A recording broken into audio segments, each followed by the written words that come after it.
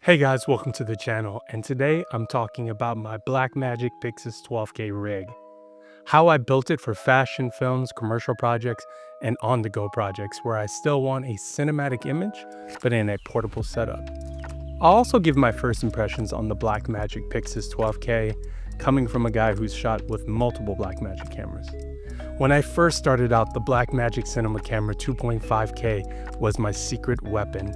It wasn't the biggest or the most expensive camera, but it gave me an image that could stand next to commercials and documentaries shot on cameras 10 times the price.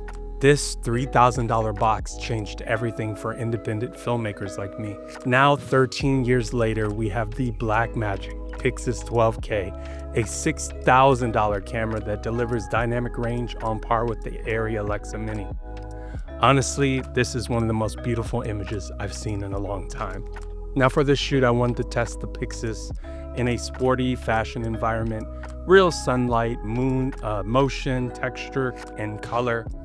Everything you see here was shot in 8K Blackmagic RAW.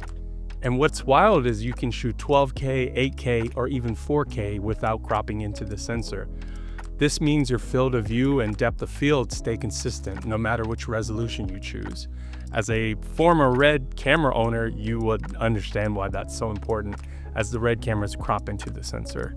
Part of the reason why I got this camera is I have my Canon cameras that I use for documentary, weddings, a lot of social media content.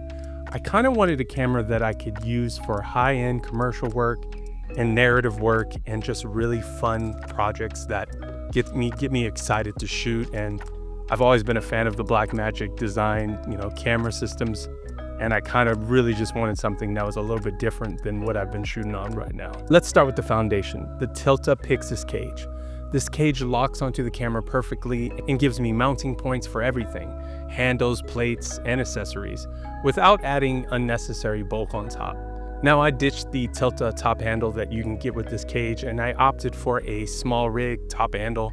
I wanted something a little bit smaller that could go on the NATO rail on the cage. This gives me a solid grip, and it makes it quick to detach from a gimbal or to do stuff for handheld shooting. For power, I'm running the Tilta V-mount plate designed specifically for the Pyxis. It keeps everything compact, and it directly integrates into the cage system, and it also allows you to go cable-free with your V-mount solution. When it comes to power, I'm using primarily the small rig 155 watt V-mount batteries. Plenty of power for long recording sessions.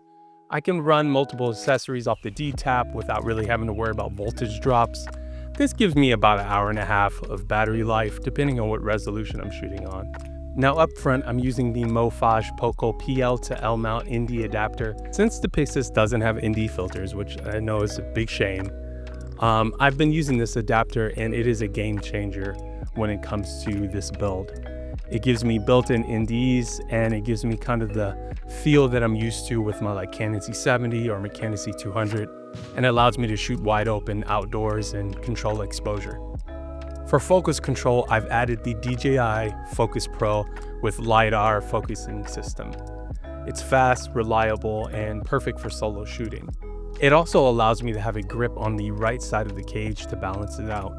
And speaking of grips, I also have a small rig side handle that articulates on the left hand of the camera, making it way more comfortable when I'm shooting, because I feel like the camera really does need that balance. Now, when it comes to the monitor, I'm using the Blackmagic Pyxis monitor. On top, it integrates seamlessly with the camera, giving me all the overlays, LUTs, and controls without internal batteries or, different types of cables. Really like it, and I love the way that it's just all on one USB-C cable for power and delivery. For wireless video, I'm using the DJI SDR transmission system, which is powered directly from the V-mount battery. This lets me send a clean feed to a director's monitor or client display on set without having to worry about too many cables. I know there's so many other monitoring wireless transmission systems. This one's very easy and user-friendly, and I really appreciate that. Lens-wise, I usually switch between the DZO Vespid Primes, the first ones, especially the 35mm, the 50mm. I like that they have a good character and cinematic look. Now for anamorphics, if you've seen this channel, I switched recently to do the Blazar Mantis anamorphics. These are beautiful on the Pyxis, as the Pyxis shoots open gate. So you can shoot open gate at 8K, 9K, 12K. And I think these lenses just pair really well with the Blackmagic Pyxis 12K. As far as base plates and rod systems, I'm using the Condor Blue base plate and 15mm rods. I just like the way it looked and how sleek it was, and it's been really functional and it's been working really well, so I can recommend it. Blackmagic has really come full circle for me. From the original 2.5K cinema camera to this 12K digital film beast, it's amazing to see how far they've come, and I couldn't be happier with the Blackmagic Pyxis 12K. In terms of image quality, I think the Blackmagic 12K is pretty much a Alexa Mini for $6,000, and that's just groundbreaking for me.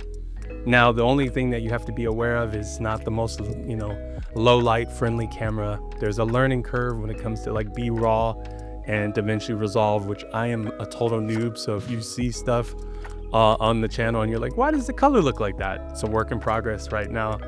But aside from that, if you can deal with the huge file sizes, I think you will be really surprised with the images and the results that you can get from this camera. Now that's all I have to say about the Blackmagic 12K rig that I built for this camera. I expect a lot more videos about this camera in the future and a lot more shoots that I get to test it out on.